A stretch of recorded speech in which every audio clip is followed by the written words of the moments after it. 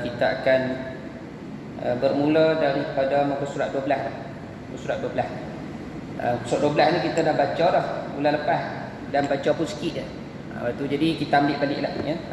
Sebabnya berhenti hari itu tak sampai dia punya stesen dia. Baik, bismillahirrahmanirrahim. Qala musannif rahimahullah ta'ala wa nafa'ana bi ulumihi wa ulumikum fid daran amin amin ya rabbal alamin. Kata pengarang Allah Subhanahu wa taala. Saya pinjam pensel, tengok. Pensel memang sedap sini. Saya pinjam. Baik. Yang kenyataan yang ketiga. Kenyataan yang ketiga. Mengenal Tuhan dan mengetahui sifat-sifatnya, yakni kita akan mengenali pada malam ini ma'rifatullah, ya, kita sebut sebagai mengenal Allah dan juga mengenal akan sifat-sifat bagi Allah Subhanahu wa taala.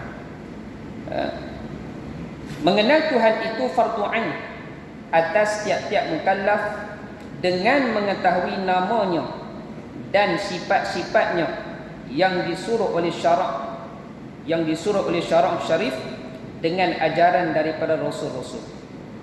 Baik, kita berhenti setakat ni dulu. Baik, bagi mukaddimah ni, pengarang kita nak menjelaskan kepada kita perkara yang telah disepakati oleh majoriti ulama Ahlussunnah wal Jamaah. Apa dia? Adalah menjadi kewajipan, wajib syar'i ke atas setiap mukallaf yang memenuhi syarat-syaratnya, Islam, balik berakal, sempurna panca indera, untuk mengenal akan nama Allah Subhanahu wa taala. Hukumnya adalah wajib.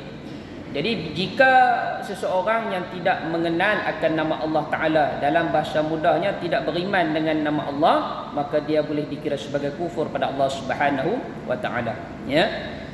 Dan juga mengenal akan sifat-sifatnya, yakni sifat-sifat yang berdiri pada zat Allah Subhanahu wa Ta'ala.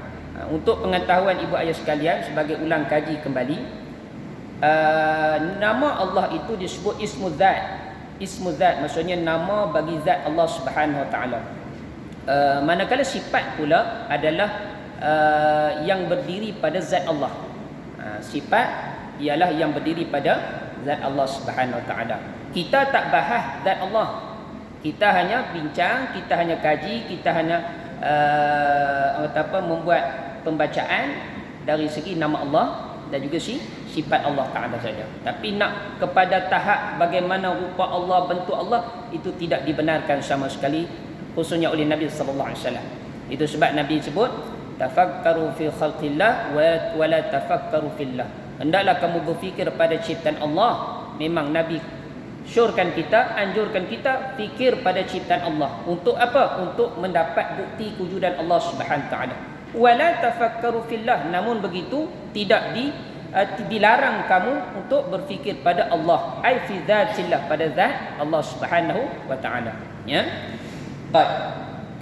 Dan yang paling penting untuk kita ketahui bersama, ya, apa-apa yang ada dalam tauhid ini tak dapat tidak mesti dirujuk utamanya kepada Quran dan yang keduanya pada hadis. Ini adalah perlembagaan, ini adalah masdar bagi agama Islam, khususnya dalam ilmu tauhid. Untuk kita nak menggunakan akal semata-mata mengalahkan daripada Quran dan hadis, maka itu dilarang sama sekali. Sebab apa? Sebab pernah terjadi kepada kelompok yang bernama Mu'tazilah, yang mana mereka terlalu menjulang-julang akan akal, sehinggakan akal itulah menjadi dalil utama berbanding Quran dan hadis. Dan oleh sebab itu jugalah Mu'tazilah terkeluar daripada kelompok Ahlussunnah wal Jamaah. Dan Nabi pun pernah sebut, tidak, umat aku ini akan terpecah kepada berapa? 73 firqah, ya, kepada 73 kumpulan, ya, 73 kumpulan. Sita wasab'un finnar, 72 dalam neraka, wa wahidatun fil jannah, hanya satu saja yang ada dalam syurga Allah Taala.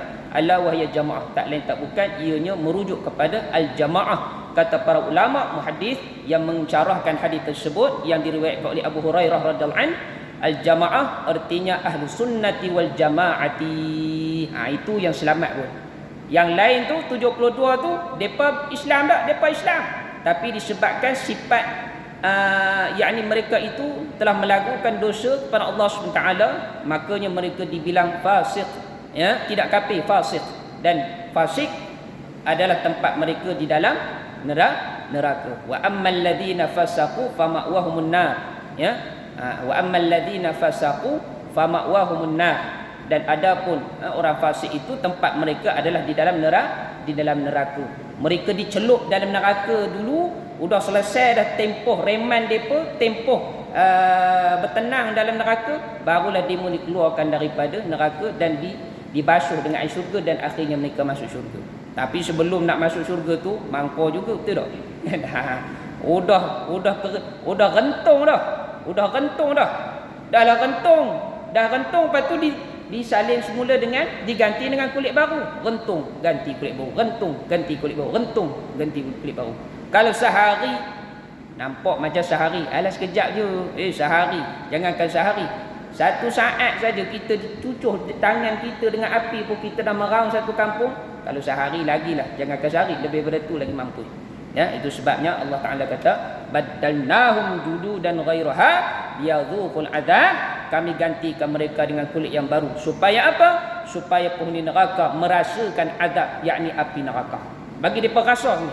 Dan kata para ulama, mereka yang dicampakkan dalam neraka, masuk neraka ni bukan dialu-alukan, dicampak lah.